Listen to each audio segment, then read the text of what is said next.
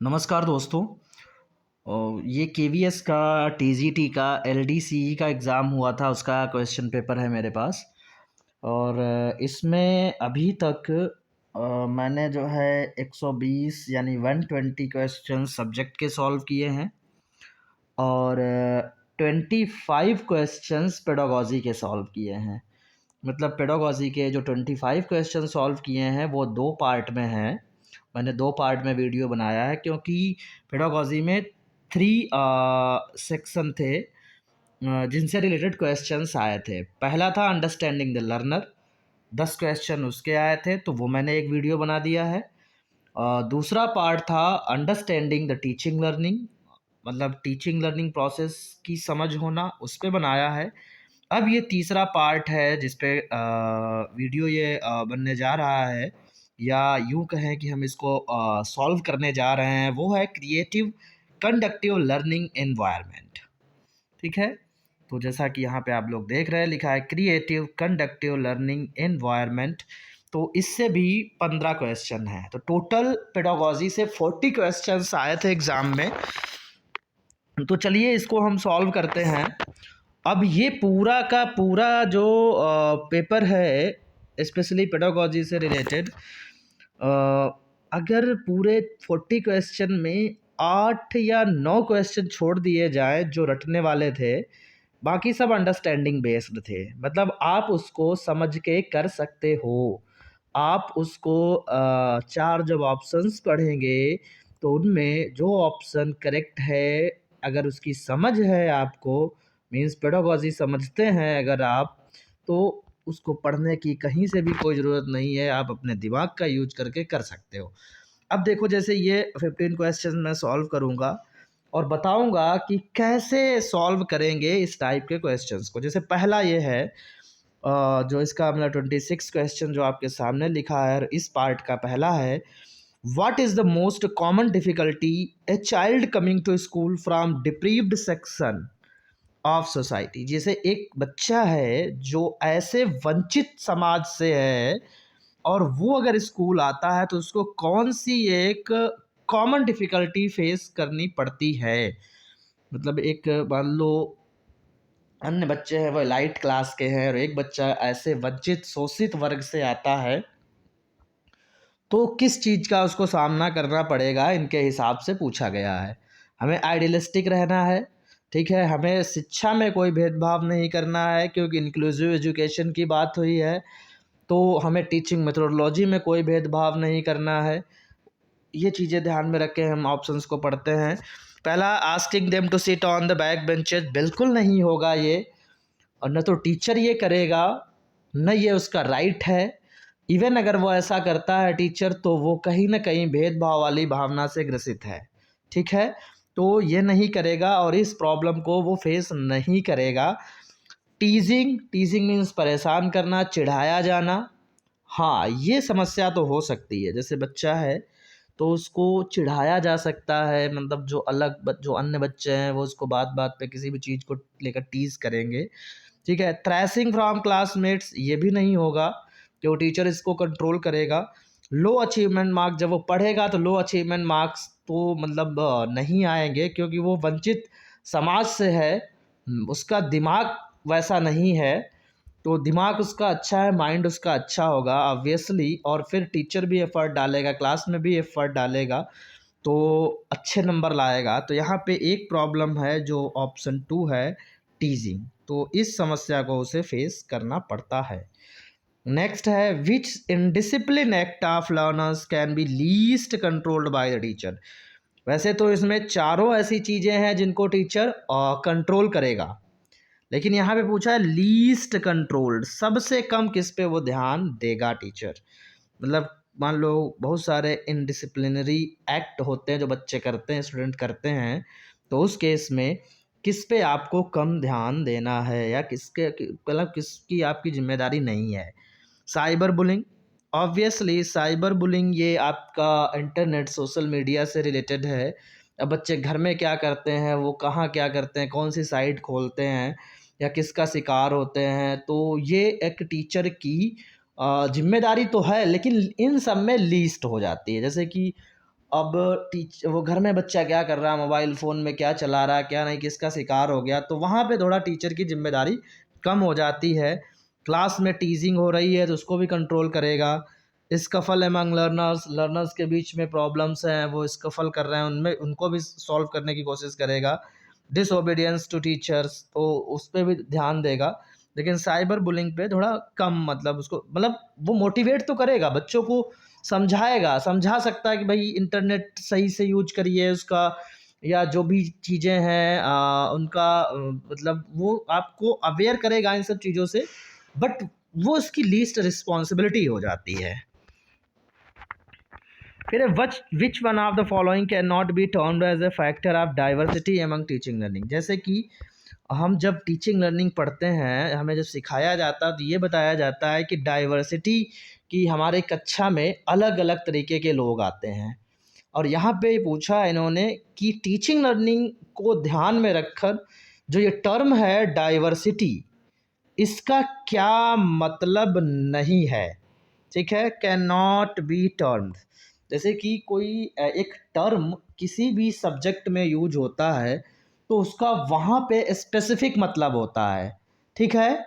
तो उस सेंस में जो टीचिंग लर्निंग में डाइवर्सिटी का मतलब होता है, जब भी डाइवर्सिटी ये वर्ड आता है तो हम क्या समझते हैं टीचिंग लर्निंग में उससे, तो वो इनमें से कौन सा ऐसा एक ऑप्शन है जिसमें वो मतलब फुलफिल नहीं होता है। पढ़ते हैं, varying interest of learners, diversity का ये मतलब बिल्कुल होता है कि लर्नर्स होते हैं, उनके अलग अलग तरीके की रुचियाँ होती हैं, और उन्हीं रुचियों के हिसाब से हम अपनी टीचिंग स्ट्रेटजी को चेंज करते हैं, टीचिंग मेथोडोलॉजी को चेंज करते हैं। सेकेंड है learners coming from different communities, ये भी बिल्कुल सही है, अलग अलग समुदाय से, अलग अलग कम्युनिटीज़ से लर्नर्स आते हैं, बैठते हैं, साथ में पढ़ते हैं, उनकी हिसाब से हमें चीज़ों को करना होता है। Some learners are either too thin और टू ऑबिस, ये एक तरीके का एक बीमारी होती है, डिसऑर्डर है, ठीक है। तो कुछ लर्नर्स बहुत दुबले पतले, या कह सकते हैं बहुत ज़्यादा कमज़ोर होते हैं, तो ये डाइवर्सिटी का जब होता है तो इससे मतलब नहीं होता है, तो यहाँ पे ऑप्शन थर्ड ही हो जाएगा। बाकी some learners parent have been criminals, तो ये भी थोड़ा सा होता है, क्योंकि कुछ लर्नर्स हैं उनके पेरेंट्स में भी क्रिमिनल बैकग्राउंड के हो सकते हैं, तो उन पे वैसा प्रभाव हो सकता है। तो यहाँ पर थर्ड ऑप्शन है जो बिल्कुल मैच नहीं करता है। नेक्स्ट है sometimes the teachers have to devise innovative, devise का डिवाइस है DEVISE है, तो इसको करेक्ट कर लेना। Sometimes the teacher have to devise innovative teaching learning methods, because कभी कभी टीचर्स को इनोवेटिव टीचिंग लर्निंग मेथड्स अपनाने पड़ते हैं, क्यों या क्यों अपनाना चाहिए, तो ये पूछा गया है। तो इसमें है learners attendance is in class is very low, some learners parents are very rich, some learners write very long answers in exam, learners come from very diverse, तो ये फोर्थ ही हो जाएगा, क्योंकि अलग अलग बैकग्राउंड से आते हैं, इसीलिए हमें इनोवेटिव टीचिंग लर्निंग मेथड्स अपनाने होते हैं, कि अलग अलग तरीके के हैं तो उनको अलग अलग टीचिंग मेथोडोलॉजी से हम उनको सिखा सकते हैं। तो ये 29 का फोर्थ ऑप्शन हो जाएगा। नेक्स्ट है how many disabilities have been identified as per RPWD act 2016, बड़ा इंपॉर्टेंट है और हमेशा पूछा जाता है, KVS एक दो क्वेश्चन ज़रूर इससे रखता है, तो इसको आप प्लीज़ पढ़ लीजिए। आप इसको अगर नहीं कहीं भी ना मिले, गूगल पे टाइप करिए RPWD एक्ट 2016 या ये क्या है, ठीक है, तो सारी चीज़ें आपको मिल जाएंगी इसके बारे में। तो डिसेबिलिटी एक्ट है ये, जो कुछ डिफिशियंसी होती हैं बच्चों में, उससे कुछ ऐसी चीज़ें डिसेबिलिटीज़ आइडेंटिफाई करी गई हैं, तो कितनी वो नंबर में है ये पूछा गया, तो वो 21 है जो इस एक्ट में मिलती हैं। विच ऑफ द फॉलोइंग, क्योंकि ये क्वेश्चन सेम इसी से RPWD एक्ट से पिछले जब पेपर हुआ था पिछला 2018 में KVS का, उसमें भी आया था। Which of the following disability can not be easily identified by the teacher in a class? तो क्लास में कौन सी ऐसी डिसेबिलिटी है जिसको टीचर आइडेंटिफाई नहीं कर पाएगा या नहीं करेगा, नहीं कर सकता है, ठीक है, कैन नॉट बी। डिसलेक्सिया तो कर सकता है, डिसलेक्सिया पठन विकार होता है, पढ़ने में अच्छा इनेबिलिटी होती है, इसको डिसलेक्सिया बोलते हैं। डिसकैलकुलिया भी कर लेगा अगर वो मैथ्स में है प्रॉब्लम उसको, बच्चे को। डिप्रेशन ये अलग है, बाकी डिस्ग्राफिया लिखने में होता है थोड़ा सा। तो बाकी तीनों रिलेटेड हैं टीचिंग लर्निंग से। डिप्रेशन ये थोड़ा सा अलग है, तो डिप्रेशन को वो नहीं इतनी जल्दी आइडेंटिफाई कर पाएगा या कर सकता है। तो यहाँ पे ऑप्शन थर्ड हो गया इसका जो करेक्ट है। Who can give constructive suggestion for developing annual school calendar. अब ये पूछा गया हु कैन गिव, कौन मतलब कौन दे सकता है इनमें से, कि मान लो कोई एनुअल स्कूल कैलेंडर बन रहा है, उसको डेवलप किया जा रहा है, तो इनमें से कौन अपने सुझाव, और वो भी कंस्ट्रक्टिव सजेशन, संरचनावादी संरचनावादी सुझाव कौन दे सकता है। पेरेंट्स नहीं दे पाएंगे, जरूरी नहीं पेरेंट्स सारे पढ़े लिखे हों आजकल, मतलब बहुत वैसे भी फिर उनका क्योंकि करिकुलम से उतना ज़्यादा रोल नहीं होता है आजकल, बट उतना नहीं है जितना बच्चों का होता है। तो मिडिल क्लास लर्नर्स या सीनियर सेकेंडरी स्टूडेंट्स या ऑल मेरिटर्स ऑफ स्कूल क्लासेस। तो इसमें सीनियर सेकेंडरी स्टूडेंट्स को अगर रखा जाए, और यही होता भी है, जो बड़ी क्लासेस के सीनियर सेकेंडरी के जो स्टूडेंट्स होते हैं उनसे उनको कमेटी में रखा जाता है, क्योंकि वो तो उनका बौद्धिक स्तर लगभग पहुंच चुका होता है, तो वो कुछ आइडियाज़ सजेस्ट कर सकते हैं, ठीक है। तो यहाँ पे थर्ड ऑप्शन जो बिल्कुल करेक्ट है। मॉनिटर इसलिए नहीं होगा क्योंकि वहाँ पर मॉनिटर्स छोटी भी क्लास में होते हैं, और उसके अलावा थोड़ा भेदभाव हो जाएगा। ज़रूरी नहीं कि हर क्लास के मॉनिटर मतलब नीचे से लेके ऊपर तक मतलब वो प्रतिनिधित्व कर सके। ऐसे क्या होगा कि वो सीनियर सेकेंडरी स्टूडेंट्स, उनका बौद्धिक क्षमता ज़्यादा होती है, और वो मतलब नीचे से जाते हैं तो उनको पता होता है क्या क्या सिचुएशन है, कहाँ कहाँ पे फेस करनी होती है, तो वो उसको अच्छी तरीके से बता सकते हैं। नेक्स्ट है विच one of the following is not a teaching learning forum. इसमें से टीचिंग लर्निंग फोरम का पार्ट कौन सा नहीं है, ये पूछा गया। तो हॉबी क्लब्स, बिल्कुल हॉबी क्लब बनाया जाता है आपके स्कूल में, सब्जेक्ट क्लब भी बनाया जाता है। स्टाफ क्लब केवल टीचर्स से रिलेटेड है। स्टाफ क्लब के, अब वैसे स्टाफ क्लब का ऐसा होता है गठन, लेकिन मतलब उसका टीचिंग लर्निंग से इतना ज़्यादा मतलब नहीं होता है। स्टाफ क्लब से केवल अपने वेलफेयर के लिए बनाया जाता है, न कि लर्नर के वेलफेयर के हिसाब से। क्विज क्लब ये भी आपका स्टूडेंट्स के हिसाब से ही बनाया जाता है। तो यहाँ पे जो टीचिंग लर्निंग फोरम नहीं है वो स्टाफ क्लब है, बाकी सारे आपके टीचिंग लर्निंग फोरम के अंतर्गत आते हैं। Which period in the school time table should be preferably allotted to teach drawing और म्यूजिक। अब जैसे ड्राइंग हुआ, म्यूजिक, ये ऐसे सब्जेक्ट जितने इम्पॉर्टेंट नहीं होते हैं। इम्पॉर्टेंट तो वैसे हर सब्जेक्ट होता है, बट यहाँ पे क्या है कि उन्हीं सब्जेक्ट में अगर कंपेयर करी जाए तो थोड़ा डिग्री का थोड़ा सा लेवल तो होता क्या जनरली, मतलब क्या किया जाता है कि जो कठिन सब्जेक्ट होते हैं या जिनमें रुचि इतनी ज़्यादा बच्चों को मतलब थोड़ा सा टेडियस होता है, उसको स्टार्टिंग में रख देते हैं।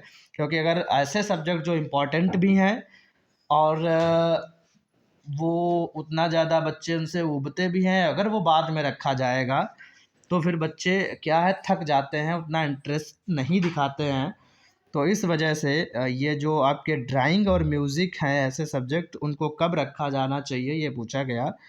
तो ऑब्वियसली ये लास्ट में रखे जाते हैं, क्योंकि इनमें न तो इतना ज़्यादा जोर देना पड़ता है, मतलब मान लो बच्चे ऊब भी गए और लास्ट में अगर रखा जाता है तो थोड़ा उनको इंटरेस्ट बना रहता है उसमें, क्योंकि वो खेल खेल में सीख लेते हैं, उनको मज़ा आता है। और यही अगर कठिन सब्जेक्ट बाद में रखेंगे तो बच्चा थक जाएगा तब तक, और थक जाता भी है तो उतना इंटरेस्ट नहीं लेता है। तो इस वजह से लास्ट में हम रखते हैं ड्राइंग और म्यूज़िक को। विच one of the following need not be an ethical responsibility of A school head master. Ethical responsibility, नैतिक जिम्मेदारी की बात करी गई है, ठीक है। कौन सी उसकी नहीं है? तो rewarding good performing teachers and student in cash, यही होगा। कैश की कोई बात ही नहीं होती है, कैश वैश का क्या, कैश नहीं दिया जाता है, तो यही ऑप्शन हो जाएगा पहले ही। बाकी भी पढ़ लीजिए। Making all decisions based on interest of student, बिल्कुल उसको करना चाहिए, ठीक है। Need not be an ethical responsibility, should be fair in taking disciplinary actions on teachers and students, बिल्कुल। Should not put his in her interest over and above the greater good of school, बिल्कुल ये भी सही बात है, क्योंकि अगर वो अपनी चीज़ों को थोपेगा स्कूल के वेलफेयर के ऊपर, अपनी चीज़ों को इंडिविजुअल अगर मनवाएगा तो वो गलत हो जाएगा, तो उसको ये भी नहीं करना चाहिए। तो बाकी तीनों ऑप्शन है जो उसकी मतलब एथिकल रिस्पॉन्सिबिलिटी है, पहला है जो उसकी एथिकल रिस्पॉन्सिबिलिटी नहीं है, इस वजह से यहाँ पे करेक्ट ऑप्शन 1 हो जाएगा। नेक्स्ट है the ideal way for industry school linkage can be, जैसे इंडस्ट्री स्कूल अगर कोई है तो उससे अगर हम कनेक्ट होकर के, या कह सकते हैं इंटरडिसिप्लिनरी तरीके से अगर पढ़ते हैं, उसको लिंक करके अगर अध्ययन किया जाता है, बच्चों को कुछ सिखाया जाता है, तो यहाँ पे आइडियल वे क्या है इनमें से चारों ऑप्शंस में? तो पहला है school teachers visit industry for technical training, दूसरा industry technician visit school and take some class, तो ये तो नहीं होगा। तीसरा है students and teacher visit industry to know and understand their way of working, बिल्कुल थर्ड हो जाएगा। जैसे पहला ऑप्शन हमने इसलिए इसको ना तो क्रॉस किया था ना टिक किया था, क्योंकि यहाँ पे था school teacher visit industry for technical training, तो ये होता है टेक्निकल ट्रेनिंग के लिए उनको जाना चाहिए, बट हमने कहा कि जब 4 ऑप्शंस होते हैं तो चारों में सबसे अच्छा कौन सा है, सबसे ज़्यादा चीज़ों को कौन फुलफिल कर रहा है, वही होता है। तो तीसरा है, उसमें स्टूडेंट्स की भी बात करी गई कि बच्चों को भी जाना चाहिए और उनको सीखना चाहिए वहाँ पे देयर वेज ऑफ वर्किंग, उनके काम करने का तरीका क्या है। तो जो इसका करेक्ट ऑप्शन है वो थर्ड हो जाएगा, industrialist develop infrastructure of school, तो ऐसा नहीं है। नेक्स्ट है आपका the schools can help neighbouring industries by way of, मतलब यहाँ पे पूछा गया है कि स्कूल्स जो है नेबरिंग इंडस्ट्री, जो पड़ोस में उद्योग हैं, उनकी किस तरीके से मदद कर सकता है। तो पहला है making industries realise their responsibility toward school, सही है कि स्कूल ये कर सकता है, जो भी इंडस्ट्रीज़ हैं, जो भी उद्योग हैं, उनको ये रियलाइज़ करवाए कि उनकी स्कूल के प्रति क्या जिम्मेदारियां हैं, कर सकता है स्कूल ये। Sharing the workload of industry workers, तो ये नहीं होगा, मतलब वो इंडस्ट्री वर्कर्स के वर्कलोड को शेयर करे, मीन्स खुद जाके वहाँ पे करवाया जाके, तो ये ऑप्शन नहीं होगा, इसको काट दो, बिल्कुल मैं काटे दे रहा हूँ इसको, पढ़ भी नहीं पाएंगे आप लोग, ठीक है। फिर सी देखते हैं, improving interpersonal relationship by visit of student, बिल्कुल सही है, इंटरपर्सनल रिलेशनशिप होने चाहिए। Suggesting way of lessening industrial pollution, ये भी है, स्कूल सजेस्ट कर सकता है कि भाई आप जो पोल्यूशन है, जो प्रदूषण है, उसको कम करिए। Breaking monotony of worker for industry, ये भी सही है। तो ए सी डी ई किसमें 2, तो यहाँ पे आपका सेकेंड हो जाएगा, ठीक है।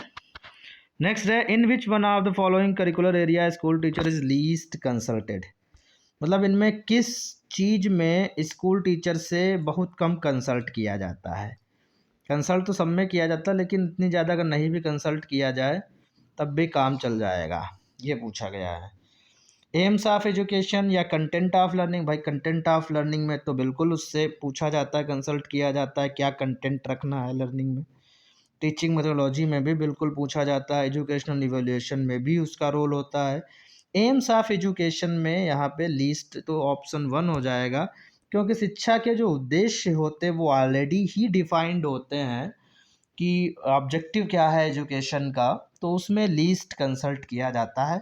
बाकी तीनों चीज़ें बिना टीचर से कंसल्ट किए नहीं हो सकती हैं। नेक्स्ट है maximum contribution to teaching methodology aspect of curriculum is given by which of the following disciplines, इनमें से कुछ सब्जेक्ट दिए हैं, तो इनमें से किसका सबसे ज़्यादा योगदान रहता है टीचिंग मेथोडोलॉजी में। थोड़ा आसान सा था, सभी कर लेंगे, क्योंकि साइकोलॉजी ही एक ऐसा सब्जेक्ट है जो हमें पढ़ाया भी जाता है हर जगह, चाहे हम बीएड करें, चाहे हम बीटीसी करें, चाहे डीएलएड करें, जो भी करें हम, उसमें साइकोलॉजी का एक अहम एक योगदान होता है टीचिंग मेथोडोलॉजी में। तो यहाँ पे आपका थर्ड ऑप्शन हो जाएगा। Who gave the concept of multipurpose school? Multipurpose school का कॉन्सेप्ट किस आयोग ने दिया था? तो मुदालियर कमीशन आया था, उसने ये दिया था। तो यहाँ पर ये एक रटने वाला क्वेश्चन था। मतलब इसमें 3-4 क्वेश्चन ऐसे थे जो याद करने वाले थे, जैसे वो 2006 PWDA वाला जिसमें 21 था। तो ये 2-3 थे, बाकी तो आराम से आप अंडरस्टैंडिंग बेस्ड कर सकते हो। तो हमें नहीं लगता है इसके लिए कोई बुक पढ़ने की या कुछ ऐसा करने की ज़रूरत है। आप परेशान होने की ज़रूरत है, केवल एक आप समझ होनी चाहिए, एक आइडियलिस्टिक वे में, आइडियली तरीके से उनको करना, आदर्शवादी बनकर करिए। जो 4 ऑप्शंस में सबसे अच्छा ऑप्शन लगे आपको पढ़ने में, भले प्रैक्टिकली वो आप ना करते हो या ना किया जाता हो जहाँ से आप पढ़े हैं, या जो भी स्कूलिंग आपने देखी है या जहाँ आप पढ़ा रहे हो, भले ही वो चीज़ें ना फॉलो हों, लेकिन पढ़ने में वो अगर अच्छी आपको लग रही हैं, आपके कानों को, आपके दिमाग को, आपकी आँखों को, तो वही ऑप्शन इनके हिसाब से बिल्कुल सही होता है। ठीक है? तो ये चीज़ अगर ध्यान रखेंगे, कभी भी पेडागॉजी में आप गलत नहीं करेंगे क्वेश्चंस को। यही एक सक्सेस का फार्मूला है पेडागॉजी में अच्छे नंबर लाने का। चलो मिलते हैं, अब पेडागॉजी भी हो गई है, तो सोच रहा मैं जनरल हिंदी, कंप्यूटर, रीजनिंग, इस पे भी 1-2 वीडियो बना दूं इसी पेपर का, तो थोड़ा सा आप लोगों का भला हो जाएगा। मिलते हैं नेक्स्ट वीडियो में।